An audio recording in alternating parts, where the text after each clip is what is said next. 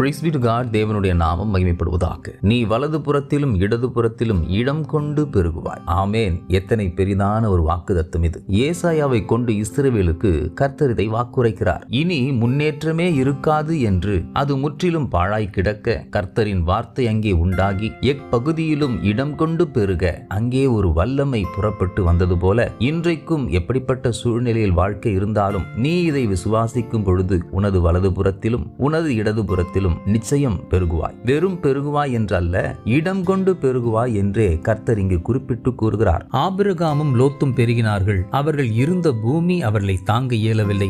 ஏசாவும் யாக்கோபும் பலத்தார்கள். அவர்களை அவர்கள் இருந்த இடம் தாங்கவில்லை. ஆகவே அங்கே பிரிவு ஏற்பட்டது. ஆனால் இஸ்ரவேல் எனப்படுவது பிரிவுக்கான இடம் அல்ல, அது ஒன்று சேர்தலுக்கான இடம், ஷாலோம் என்னும் சமாதானத்தின் உறைவிடம். ஆகவே கர்த்தர் பெருக்கத்தை மாத்திரம் அவர்களுக்கு தராமல் பெருக்கத்தின் நிமித்தமாய் பிரிந்து போகாதபடிக்கு அவர்களை இடம் கொண்டு அவ்விடத்திலேயே தங்கி மேலும் பெருக்கமடைய அவர்கள் நிலைத்திருந்து வர்த்திக்கப்பட கர்த்தர் இவ்வாறு அவர்களை ஆசீர்வதிக்கின்றார். தேவன் கூறும் இந்த வார்த்தையை விசுவாசிப்போம். நாமும் பெருக்கம் அடைந்து அதில் சமாதானத்தோடும் சந்தோஷத்தோடும் நமக்கு உண்டானவர்களுடன் இணைந்து கர்த்தருக்குள் இசைந்த ஜனமாய் எல்லாவற்றிலும் வாழ்ந்து துதிப்போம். God bless you abundantly.